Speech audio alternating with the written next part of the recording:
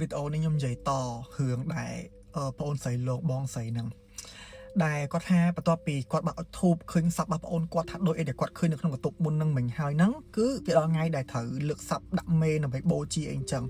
គាត់ប្រាប់ថានៅពេលលើកសពដាក់មេដើម្បីបូជាហ្នឹងមានអ៊ំម្នាក់លើចិត្តខាងមកជួយលើកសពលើអីអញ្ចឹងណាដល់ពេលមកជួយលើកសពទៅចាត់ដល់ហ្នឹងអាទឹកងៃខ្មោចហ្នឹងប្រឡាក់ដៃអ៊ំហ្នឹងហើយគេជំនឿថាបើសិនជាទឹកងៃខ្មោចប្រឡាក់ដៃណាគេហ្នឹងណារបៀបអ្នកនឹងជួបរឿងសយគ្រួសារជួបរឿងចេះមួយចេះពីរអីចឹងទៅ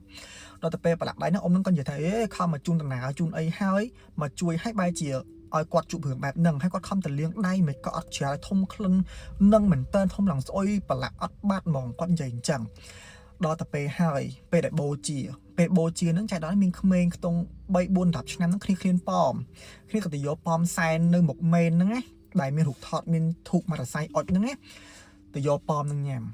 គ្រាន់តែយកប៉មនឹងញ៉ាំមែនអាភ្លើងដែលបូជាសັບនឹងក៏អលត់ភ្លើងជុំវិញមេននឹងក៏អលត់ហើយមេននឹងក៏បាក់អាកូនក្មេងពងយកប៉មនឹងធ្លាក់ពីលើនឹងទៀតហើយអាចារ្យផ្លែឈើនឹងគឺខ្ចាយហ្មងដល់ពេលអញ្ចឹងទៅមានអ៊ំម្នាក់នៅកន្លែងពងបូជាហ្នឹងណាអ៊ំនឹងគាត់ជនជាតិខ្មែរកម្ពុជាក្រមគាត់និយាយបែឡាំគាត់ថាគាត់ឃើញវិញ្ញាណរបស់ប្អូនស្រីរបស់បងស្រីម្នាក់ហ្នឹងនិយាយសួរស្ដាប់ខ្មោចប្អូនស្រីហ្នឹងឃើញខ្មោចប្អូនស្រីហ្នឹងខឹងកវត្តអាចារ្យផ្លែឈើនឹងចេញហ្មងដល់ពេលអញ្ចឹងទៅក៏គេនាំគ្នានឹងឲ្យកូនដែលយកប៉មនឹងទៅឲ្យធុកសុំកម្មាទោសអីចេះមួយចេះពីរបានគេចាប់ដើមដុតភ្លើងបូជាឡើងវិញភ្លើងនឹងក៏ឆេះតាមធម្មតាហើយអាភ្លើងមេននឹងក៏ចាប់ដើមភ្លឺវិញធម្មតាហើយបងស្រីម្នាក់ហ្នឹងក៏បានបញ្ជាក់ថាតាំងពីប្អូនស្រីគាត់ស្លាប់ដល់ឥឡូវហ្នឹងគឺគាត់អាចញ៉ាំប៉មទេដោយសារថាប្អូនគាត់ហ្នឹងពេលដែលផុតហ្នឹងគឺកាន់ដៃនឹងប៉មព្រោះថាទុកប៉មមួយហ្នឹងឲ្យគាត់ញ៉ាំអីចឹងគាត់រៀងដិតដាមអារម្មណ៍រឿងមួយប៉មហ្នឹងដែរចឹងនេះតាមតែគាត់ប្រាប់បន្ទាប់ពីបូជាសັບអូនហើយអ៊ំប្រុសមួយដែលគាត់ប្រឡាក់ទឹកងៃខ្មោចហ៎ម្ដាយរបស់គាត់ត្រូវបានស្លាប់គាត់ពងនៅកន្លែងបូជាហ្នឹងគេទេមកថាម្ដាយរបស់អ៊ំហ្នឹងបានស្លាប់នេះថាចាស់ឈឺអីចឹងឈឺស្លាប់ភ្លាមបំពេចចឹងគាត់ទទួលទៅនឹងថាម្ដាយគាត់ស្លាប់ហ្នឹងអាដៃគាត់ដែលខំលាងសាប៊ូពីទឹកងៃខ្មៅឲ្យធំក្លិនណាបាត់ក្លិនខ្លួនឯងហ្មងរបៀបអញ្ចឹងហ្មងនឹងឯងអាហ្នឹងពេលដែរសាច់រឿងហ្នឹងគឺពេលដែលបូជាសັບបន្ទាប់មកដល់ចិត្តដល់7ថ្ងៃគាត់ថាថ្ងៃទី6ថ្ងៃទី6ហ្នឹងគឺបងស្រីហ្នឹងគាត់នៅផ្ទះគាត់ពងនៅចក្រានបាយជៀនពងទាហូបអីចឹងណាគាត់ស្រាប់តែឮសលេងប្អូនគាត់ហ្នឹងឲ្យប្អូនស្រីដែលស្លាប់ហ្នឹងសួរគាត់ថាបងធ្វើអី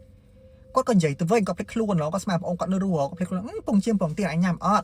់គាត់ងាកទៅឃើញប្អូនស្រីគាត់ហ្នឹងគឺកាន់ចានជ័រឈរពីក្រោយគាត់ហ្មងនៅក្នុងចក្រានបាយហ្នឹងបានគាត់ចាប់ដើមទីមកវិញថាប្អូនគាត់ស្លាប់តាគាត់មានចការរត់ចេញពីចក្រានបាយហ្នឹងស្រែកប្រាប់ម៉ាក់គាត់បងថាងប្អូនគាត់មកលងគាត់ដឹងថៃទៅមកលងសុំពងទាគាត់ហូបអីចេះមួយចេះពីរអីចឹងណាហើយម៉ាក់គាត់ថាឲ្យមើលងាយមែនណាប្អូនមិនអញ្ចឹងអីចេះមួយចេះពីរថាអត់ទេបើមកស្រួលជាមួយចេះពីរលើម៉ៃទៅបិទហ្គាសផងខ្ញុំបើកហ្គាសចោលជាមួយចេះពីរគាត់ក៏អត់ហ៊ាននៅផ្ទះហ្នឹងដែរគាត់ថាគាត់នៅហើយគាត់ទៅនៅផ្ទះមួយអតីតគូតដឹងគាត់នៅម្ដុំទួលសកែវិញហើយមួយរយៈក៏គាត់ចេញពីហ្នឹងទៅគេងផ្ទះជាមួយអ្នកអតីតគូតដឹងគាត់នៅម្ដុំទួលសកែគាត់ប្រាប់ថាទូរស័ព្ទគាត់មាន2ពេលដល់ផ្ទះនោះទូរស័ព្ទគាត់មាន2អាទូរស័ព្ទមួយដែលគាត់បើកចម្រៀងហ្នឹងគឺសុកលោតចម្រៀងដែលប្អូនស្រីគាត់ចូលចិត្តស្ដាប់3បទបាសបងស្រីពេជ្រសុភាហ្នឹងខ្លាំងមែនតើលោតទៅលោតមករហូតទៅបីគាត់ខំឈូសចេញពីកម្មវិធីហ្នឹងប៉ុណ្ណាក៏ដោយក៏នៅតែលោតបទចម្រៀងហ្នឹងដែរហើយពេលហ្នឹងគាត់របៀបគាត់នៅនឹកប្អូនណាឡៃប្អូនសំណោះប្អូនអីចឹងក៏ post story អីចឹងទៅយំដាក់ចម្រៀងអីចឹងទៅហើយពូគាត់ក៏ឃើញពូគាត់ក៏ទេមកលួងអីចឹងប៉ុន្តែអាកំពុងតែនិយាយជាមួយពូគាត់ដែលពូគាត់កំពុងលួងគាត់ណាសុកស្រាប់តែលឺសំឡេងចម្រៀងដែលប្អូនស្រីគាត់ស្រឡាញ់3បទបាសបងស្រីពេជ្រសុភាហ្នឹងក្នុងត្រចៀកគាត់ហ្មងលឺរបៀបអាពងនិយាយលឺនៅក្នុងខគាត់ខំឈូសខំបិទមិនក៏អត់បាត់ដែរនឹងឯងអាហ្នឹងសាច់រឿងពេលដែលលងគាត់ពេល7ថ្ងៃរហូតមកពេលហ្នឹងក៏7ថ្ងៃចាប់ឯងចូលចដល់100ថ្ងៃអញ្ចឹងគាត់រើទៅនៅក្នុងផ្ទះនឹងវិញដោយសារតែអតីតគូតដឹងគាត់ត្រឡប់ទៅអាមេរិកវិញអីចឹងណាដល់ពេលចឹងទៅគាត់ថាឲ្យតែពេលយប់ឡើងព្រោះបន្ទប់គាត់ជាមួយបន្ទប់ប្អូនស្រីដែលបានស្លាប់ហ្នឹងនៅលើគ្នាចឹងទៅឲ្យបានន័យថាបន្ទប់ប្អូនស្រីគាត់ដែលបានស្លាប់នៅលើបន្ទប់គាត់នៅខាងក្រោមគាត់ថាគេល្បីថាខ្មោចចេញដើរម៉ោង2 10យប់ឯអត់ទេបងស្រីគាត់ហ្នឹងឲ្យតែម៉ោង2 3យប់គឺលឺសម្រាប់ជើងនៅក្នុងកន្ទប់ហ្នឹងហ្មងតែតែកន្ទប់ហ្នឹងគឺអត់មានពីណាគេនៅទេរហូតដល់គាត់អស់ចិត្តគាត់ហៅប្អូនប្រុសប្អូនស្រីគាត់បងស្រីគាត់ផ្សេងហ្នឹងមកគេងជុំគ្នាក្នុងកន្ទប់គាត់នៅខាងក្រោមទាំងអស់គ្នាថាមិនលឺអត់គីឡូគាត់ថាគាត់គិតតែឯងនៅតែលឺទៀតនៅតែលឺចឹងហ្មងរហូតដល់ចិត្តដល់100ថ្ងៃដល់ពេលចិត្តដល់100ថ្ងៃហ្នឹង cứ nơi một tia quạt nó bên ôm sấy mà nè cứ tha bà ôn sấy bà quạt nó từ sông bà ôm tôi một tia nó trâu kênh đai sọc là việc có tha đôi chỉ sọc mấy tết tha từ sông ôm nó thắng ôm nhom sông mà sầm mẹo tầm anh đai là sao tập tục nhom nó kiệt cao đấy sầm màu chó nè chả mua chả pi anh trắng nè ôm nó có bạc phía ấy bà ôn sấy bà quạt nó trâu có hai tới đập pe ôm nó liệu việc theo có thay chụp được chụp pe nó tung mong phèm phơi ôm nó còn cọ mình cất ấy đai có thắng phơi vì ấy tê chả mua chả pi nháถ้าบางอ้อยโจเราไปโจตั้งเหลือแค่กดเก่งบ่อนั่นก็อยู่ซักขึ้นปะโอนใส่บองใส่เนี่ยนั่งไงใหญ่เพียบทั้งอมยมกุนเฉอน้อยเตียนไอ้แต่เจี๊ยคลางง่าให้อมนั่นก็ย่อเหืองแต่เพียบแม่บักกอดเราไปเพียบแม่บักกอดก็แบบสันดาโกนทั้งกองกอดมันผอมตื่นจับเจี๊ยตื่นหน้าสกติพบเองจังเนอร์วอลเองเจมูนเจปีเองจังเตอร์กอดสันดาเองจังแล้วโคตรบนrồi ngày nắng hái trôn rồi ngày ra ta rồi 10 ngày nữa ngày rồi 10 ngày nắng bong xài đầy cọt tê trôn không cầm thiên gì phèo thật thời mọi lương đó á còn các bạn bao ở hàng salon mới được không xa anh chẳng tay là pê ngày lắm con là việc cọt ở cả làng có bao tục cọt kênh xong mẹ anh chẳng á à pê đã cầm bông kênh nắng sọc nắng lư sलेงbạc phiของanh việc phi bắt tục bạc sलेงxuống nga anh chẳng á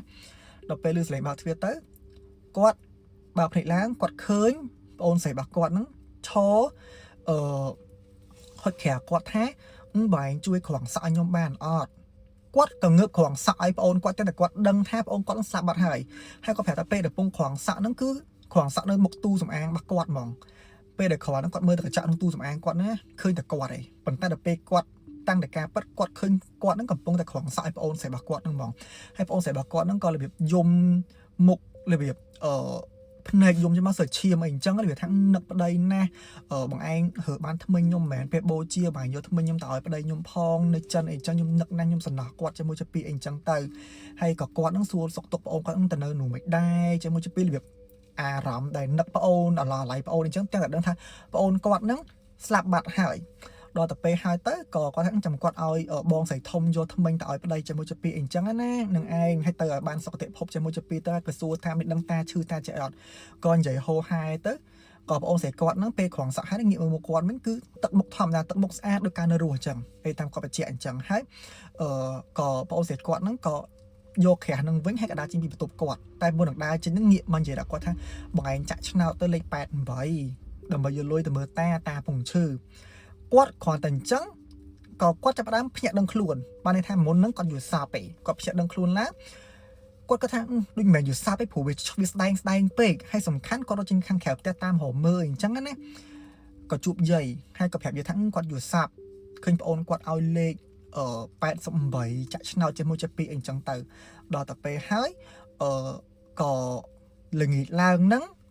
ก็ใหญ่แบบแผลทั้งให้เธอชนะให้เธอเลข8 7แล้วก็ทั้งกวาดบ้านจะเต้ให้กวาดเนื้อแต่เชื่อแท้ไอเด็กกวาดเคยมุนนั่งแบบนั้นแม่จะอยู่ซาไปวิจการเปิดพิพูดแต่ซาที่สไตล์ของเล็กชาว8 7นึงมองhaiนั้นคือจะใส่เหืองได้กวาดบ้านใจมันเลยแปะป้อนหนึ่งพระองค์ใส่บักกวาดลงกวาดละโฮดดอลมาร่อยมวยไงต่อไปสลับดังแมวให้เหืองนั้นคือการล่างมันเลยโคซากวาดเหืองอยู่ได้ให้จังนั้นเอาคนี้ได้บานสตับวิตโอมวยนั้นอาจตื่นสตับกวาดใหญ่ไปท้ายมันขนมกำที่ได้บอกอัตกากวาดได้เอาเลี้ยได้โจเตโจใจเลยคือเขาอีกหนึ่งไงยังมีตะปันนังเตให้บัดจังไอใจเลยไอจำคำมันกลางของวิตโอ